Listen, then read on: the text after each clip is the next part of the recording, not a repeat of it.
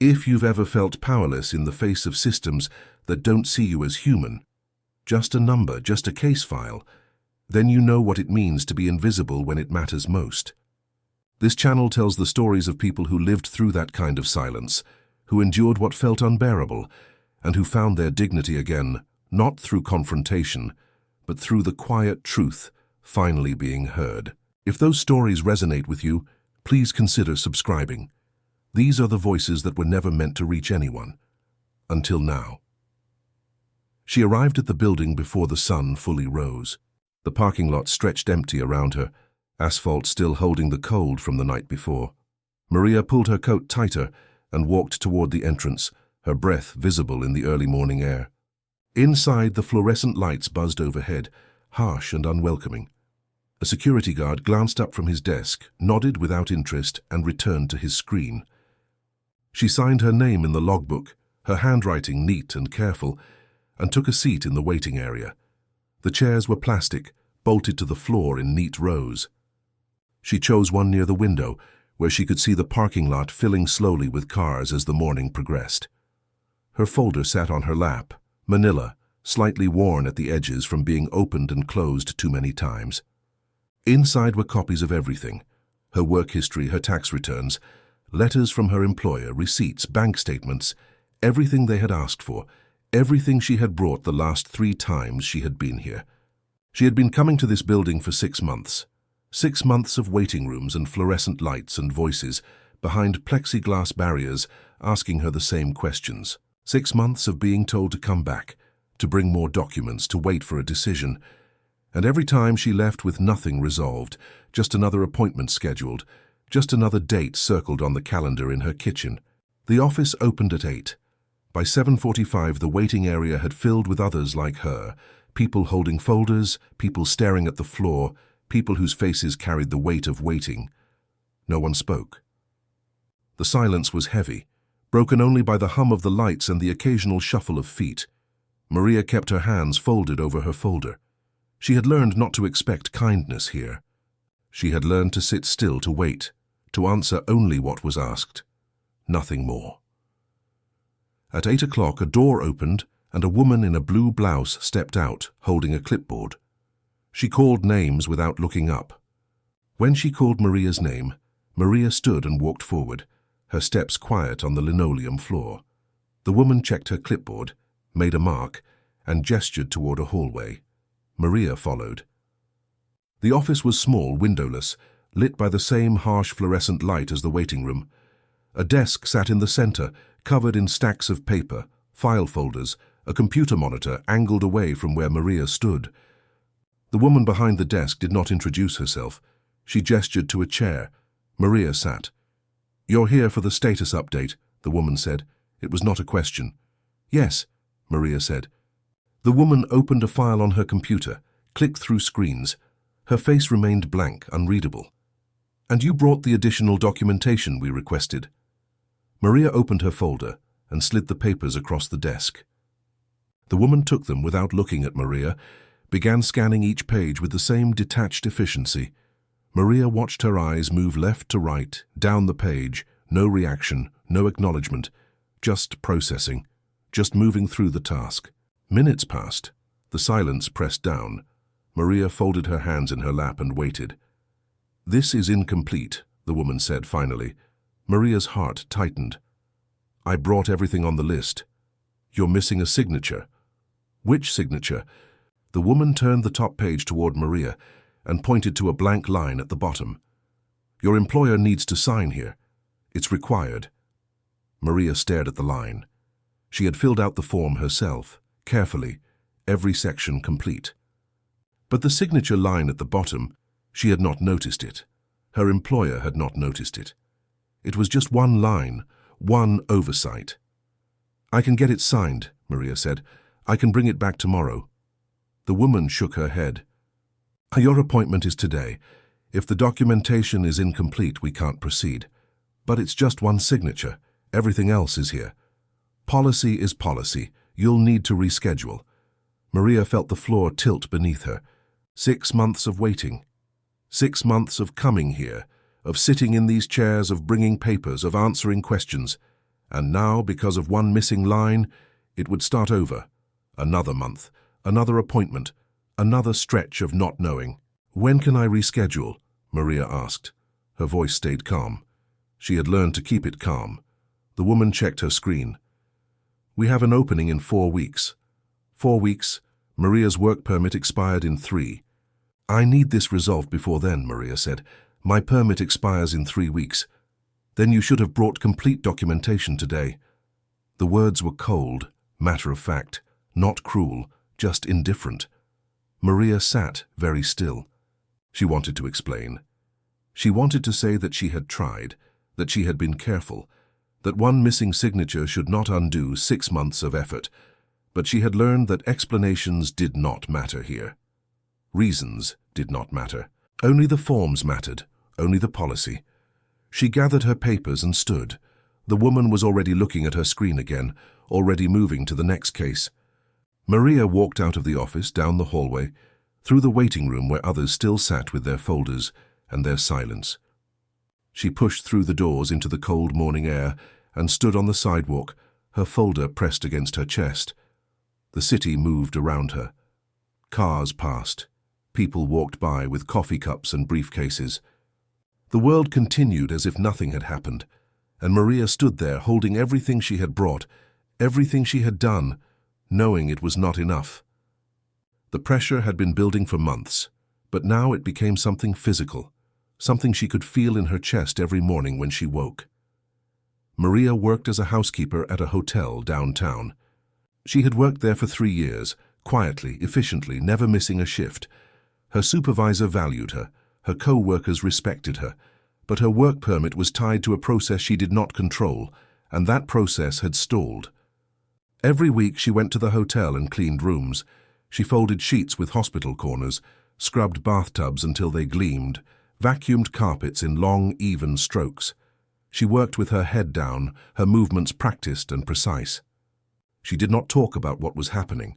She did not tell her co-workers about the appointments, the waiting rooms, the missing signature. She simply worked. But the fear followed her everywhere. It was there when she clocked in each morning, when she pushed her cart down the long hotel hallways, when she knocked softly on doors before entering. It was there at night when she lay in bed and stared at the ceiling, calculating days, counting down. 3 weeks, then 2 weeks, then 10 days. Her daughter noticed. Sophia was 12, quiet and watchful like her mother. She asked questions carefully, as if she knew the answers would be heavy. "Did you go to the office again?" she would ask. Maria would nod. "Did they help you?" Maria would shake her head. Sophia stopped asking after a while. She just watched her mother more closely, her eyes following Maria around their small apartment, as if Maria might disappear if she looked away. At work, Maria's supervisor called her into the office one afternoon. The woman's face was kind but serious. "I heard about the permit issue," she said. "I want you to know that we value you here. If there's anything we can do, letters, documentation, anything, you let me know." Maria nodded. "Thank you," she said. "How much time do you have?" 2 weeks. The supervisor's face tightened. 2 weeks? "I'm trying," Maria said. "I have another appointment scheduled. I'm bringing the signed form this time." "And if they don't process it in time?" Maria did not answer. There was no answer that did not make her chest feel tight. The supervisor leaned forward. "If you need time off to handle this, take it. Don't worry about your shifts. We'll cover." Maria shook her head. "I need to work. I need the hours." "Maria." "I need to work," Maria repeated. Her voice was quiet but firm. She could not afford to lose hours. Every shift mattered. Every paycheck mattered. If the process failed, if her permit expired, she would need every dollar she had saved to figure out what came next. She could not explain all of this, but her supervisor seemed to understand. The woman nodded slowly. "Okay," she said. "But if you need help, you tell me." Maria returned to her cart and continued cleaning rooms. She moved through the motions, stripped the bed, replaced the sheets, scrubbed the sink, wiped the mirrors, but her mind was elsewhere. She thought about the missing signature. She thought about the woman behind the desk, who had looked at her with such indifference. She thought about the policy that treated one missing line as if it were a moral failing, as if care and effort meant nothing when a form was incomplete. At home, she sat at the kitchen table and filled out the form again. This time she took it to her supervisor at the hotel and asked her to sign it. The supervisor read it carefully, signed her name at the bottom, and handed it back. "I hope this helps," she said. Maria folded the form and placed it in her folder. She had everything now, every document, every signature, every piece of paper they had ever asked for. She had her next appointment in 1 week before her permit expired. It would be close. It would be tight. But it would be enough. She hoped it would be enough. The week passed slowly. Maria worked her shifts, came home to Sophia, made dinner, helped with homework. She moved through the routines of her life as if nothing were wrong, but the weight pressed down on her constantly. She woke in the middle of the night sometimes, her heart racing, her mind replaying the conversation with the woman behind the desk. Policy is policy. The words echoed. Sophia asked once, quietly, "What happens if they say no?" Maria looked at her daughter. She wanted to say that it would be fine, that everything would work out, but she had learned not to lie to Sophia. "I don't know," she said, "but we'll figure it out." Sophia nodded, her face serious beyond her years. She did not ask again. The night before the appointment, Maria could not sleep. She lay in bed and listened to the sounds of the city outside, cars passing, distant sirens, the hum of the building's heating system. She thought about the folder on the kitchen table, the signed form inside it, the 6 months of waiting that had led to this moment. She thought about the people in the waiting room, the ones who sat with their own folders, their own silence. She wondered how many of them had missing signatures, how many had been sent away for small oversights, how many were still waiting. She rose before dawn and dressed carefully. She made coffee but did not drink it. She checked the folder one more time, running her fingers over each document, making sure everything was there. Everything was there. Sophia was still asleep when Maria left the apartment. She kissed her daughter's forehead and whispered, "I'll be back soon." Sophia stirred but did not wake. The building looked the same as it always did. The parking lot was empty when Maria arrived.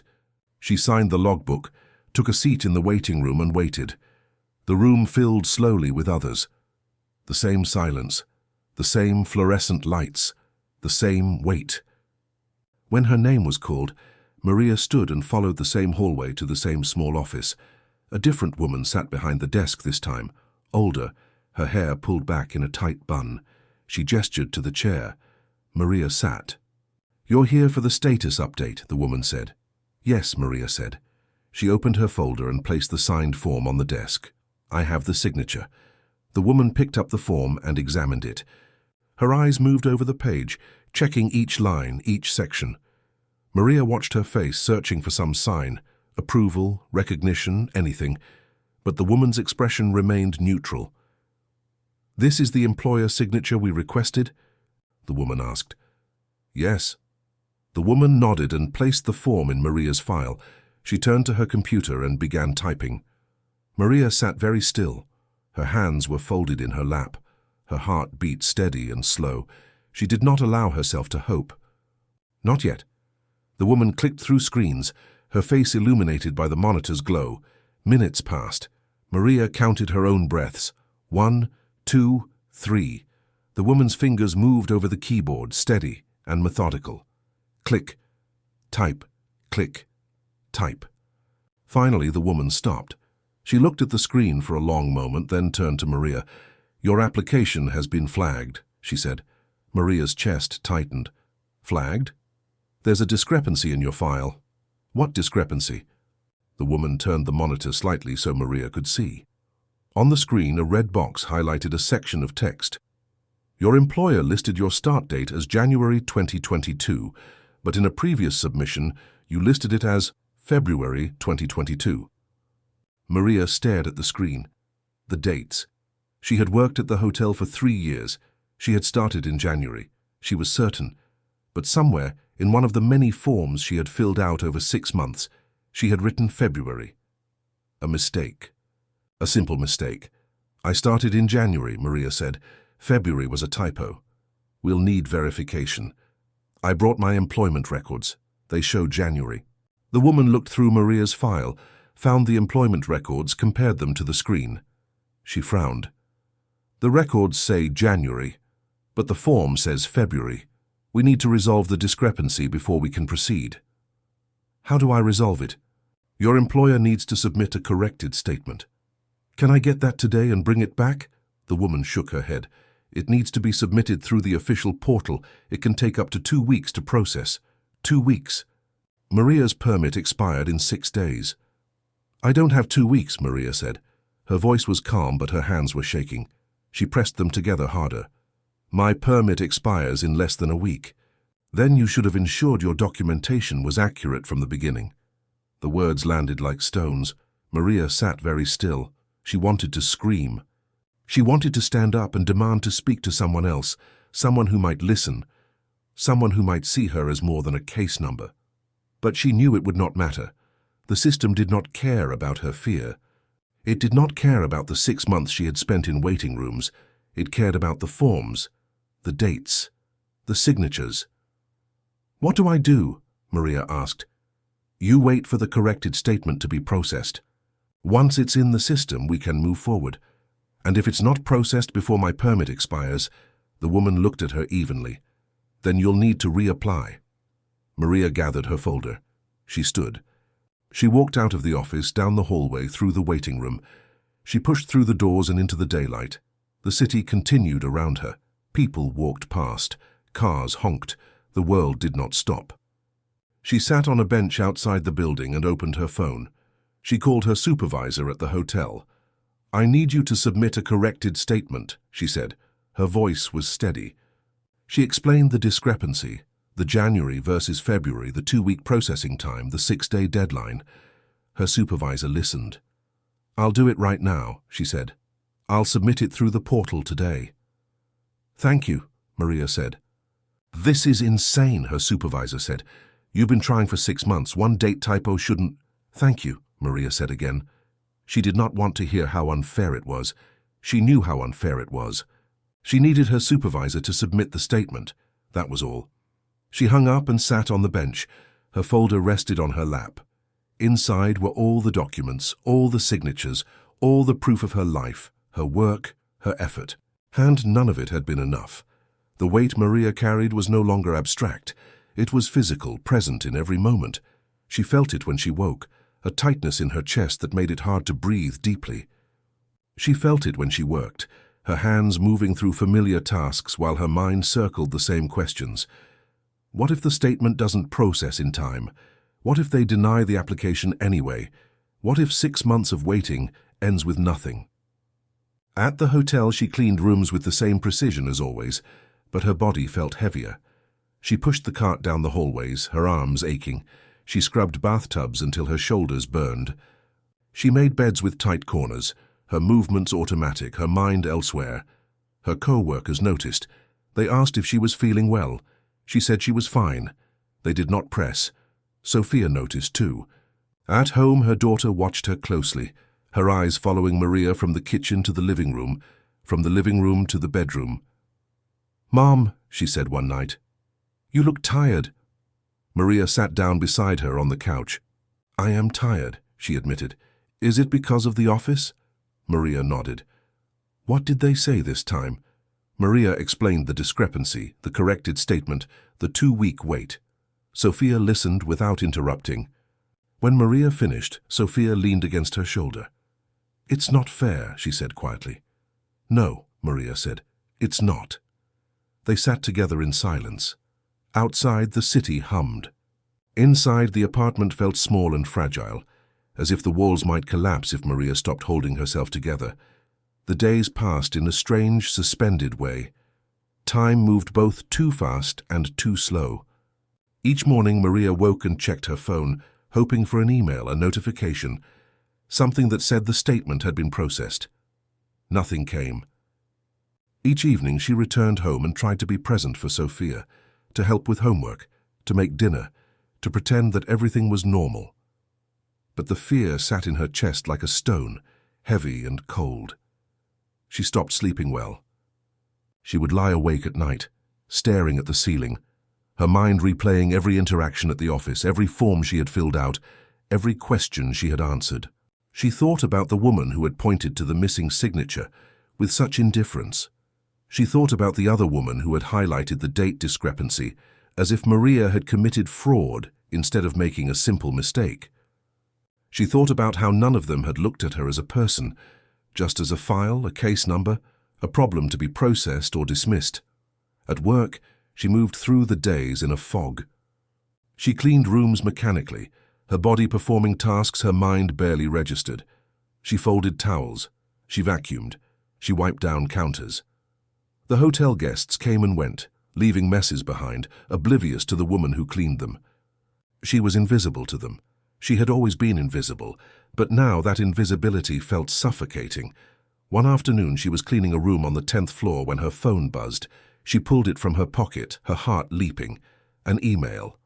She opened it, her hands shaking. It was from the portal. The subject line read, "Document submission received." She read the email once, then again. The corrected statement had been submitted. It was in the system. But the email did not say when it would be processed. It did not say if it would be processed in time. It just said it had been received. Maria sat on the edge of the unmade bed and stared at the screen. 6 days. She had 6 days until her permit expired. The statement was in the system, but that did not mean it would be reviewed. It did not mean anyone would look at it. It just meant it existed somewhere, in some digital queue, waiting. She put her phone away and finished cleaning the room. There was nothing else she could do. That night she dreamed she was sitting in the waiting room at the office. The fluorescent lights buzzed overhead. The chairs were empty except for her. She held her folder on her lap, but when she opened it, all the pages were blank. She looked up and saw the woman behind the desk, the one who had pointed to the missing signature. The woman was calling her name. Maria stood and walked forward, but the hallway stretched longer with each step. She walked and walked, but the office never got closer. She woke in the dark, her heart pounding. Sophia was asleep in the next room. The apartment was quiet. Maria got out of bed and went to the kitchen. She poured herself a glass of water and sat at the table. The folder was there, where it always was. She opened it and looked through the documents one more time. Everything was there. Everything was complete, but it did not matter if no one looked at it. She thought about the people she had seen in the waiting room over the past 6 months. The man with the cane who had sat in the same chair every time she came. The woman with the small child who cried quietly while she filled out forms. The young man who had looked at his phone with an expression of complete defeat. She wondered where they were now. She wondered if their cases had been resolved, or if they were still waiting, still sitting in those plastic chairs, still hoping someone would finally see them. Maria closed the folder and went back to bed. She did not sleep, but she lay there in the dark, listening to the sounds of the building, the hum of the refrigerator, the distant traffic. She waited for morning. 3 days before her permit expired, Maria received another email. She was at work, cleaning a bathroom, when her phone buzzed.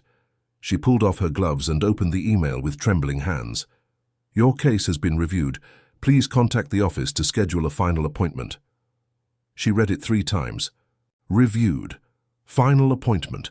She did not know what it meant. Did it mean approval? Did it mean denial? The email did not say. It just said to contact the office. She called immediately. The line rang 4 times before someone answered.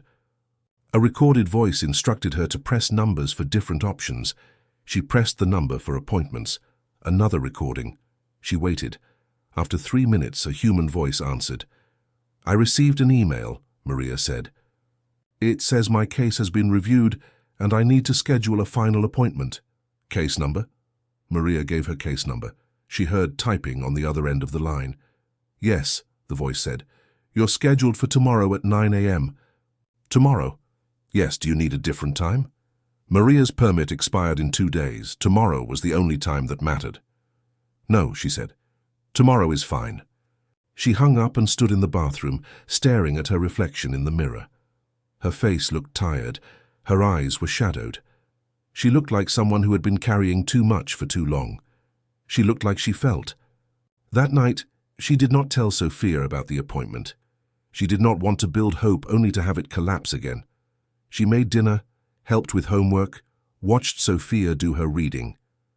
When Sophia went to bed, Maria sat at the kitchen table and went through the folder one more time. She checked every document, every signature, every date. Everything was correct. Everything was complete. She went to bed early, but did not sleep. She lay in the dark and thought about what tomorrow might bring. Approval, denial, another delay, another discrepancy, another missing signature. She thought about the 6 months of waiting, the fear, the exhaustion. She thought about Sophia's face when she asked, "What happens if they say no?" She thought about her job at the hotel, the supervisor who had signed the form without hesitation, the co-workers who had respected her quiet competence. She thought about the life she had built here, small and fragile but hers. She rose before dawn. She dressed carefully, as she always did. She checked the folder one last time. She kissed Sophia's forehead and whispered, "I'll be back soon." The building looked the same. The parking lot was nearly empty. The waiting room was quiet. Maria signed the logbook and sat in a chair near the window. She folded her hands over the folder and waited. The fluorescent lights buzzed. Other people began to arrive, taking seats, holding their own folders. The silence settled over them all like a heavy blanket. Maria did not look at the clock. She did not count the minutes. She simply waited. When her name was called, she stood and followed the hallway. The office was the same small windowless room. A man sat behind the desk this time, middle-aged, his tie slightly loosened. He gestured to the chair. Maria sat. "Your case has been reviewed," he said. Maria nodded. She did not trust herself to speak. The man opened a file on his computer, clicked through several screens. He read silently, his face unreadable. Maria watched him, her hands folded tightly in her lap, her heart beat slow and steady. She did not allow herself to hope. Not yet. The man stopped clicking. He leaned back in his chair and looked at Maria for the first time. "The corrected statement was processed yesterday," he said. "The discrepancy has been resolved." Maria's chest tightened. She nodded. "And the signed form you submitted last week has been reviewed." She nodded again. "Everything is in order," he said. Maria did not move. She did not breathe. She waited for the but, for the next problem, the next missing piece. The man turned his monitor toward her. On the screen, highlighted in green, were the words, "Application approved." "Your work permit has been renewed," he said. "You'll receive the official documentation in the mail within 5 business days." Maria stared at the screen.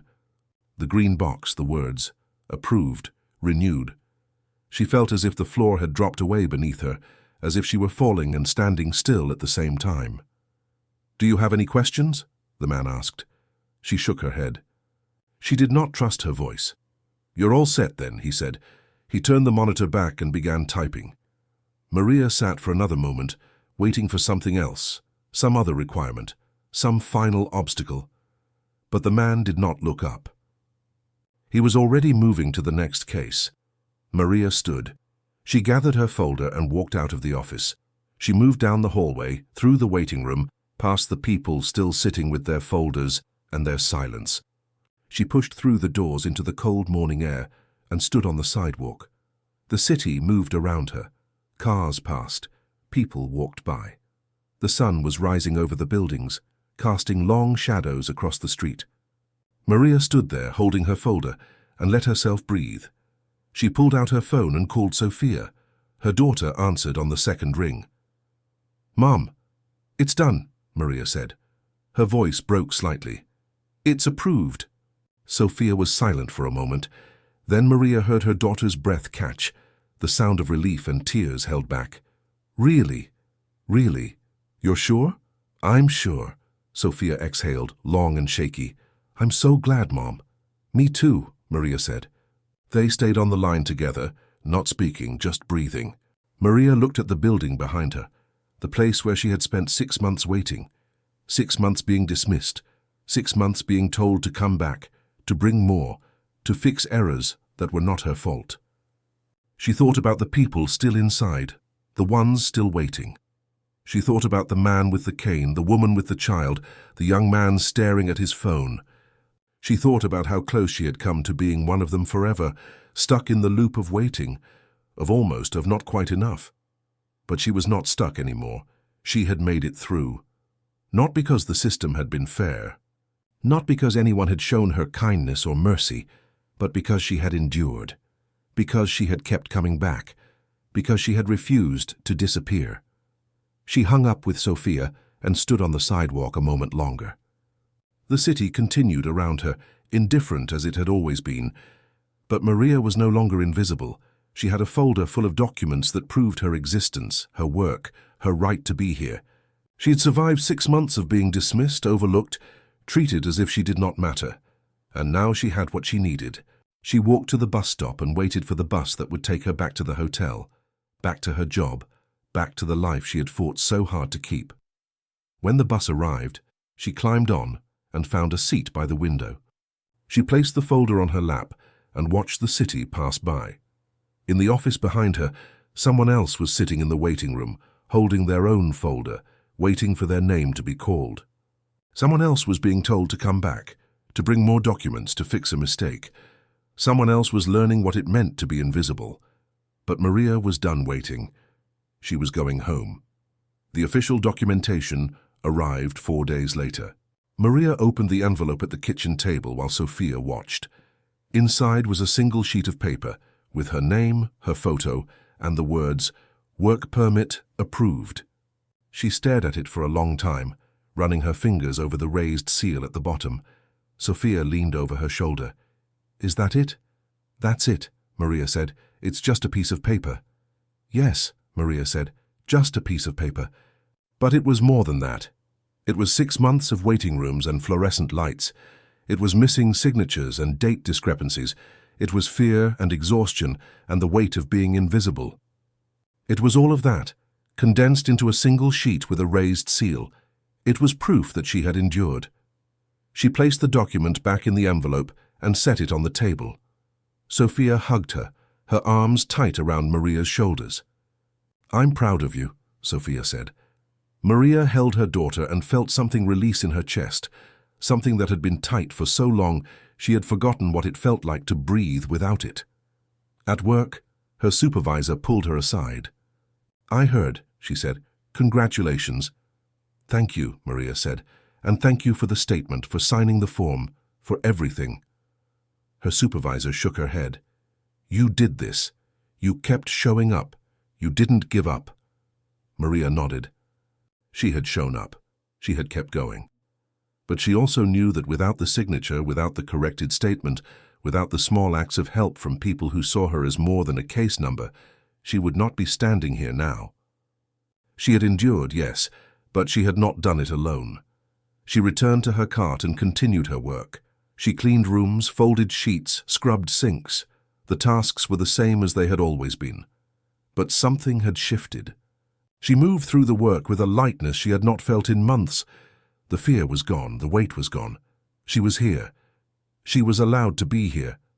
And that was enough. In the weeks that followed, Maria thought often about the people she had seen in the waiting room.